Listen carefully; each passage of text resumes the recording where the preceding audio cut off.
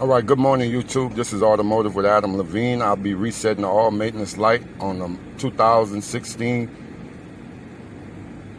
CX-5 Mazda. All right, what you want to do, you're going to be using this button right here. All right, and watch this panel. Well, go back. Oh, right there. Scroll down, maintenance.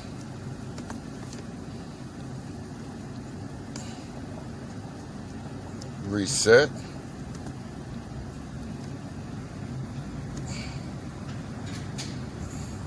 Go back. Reset.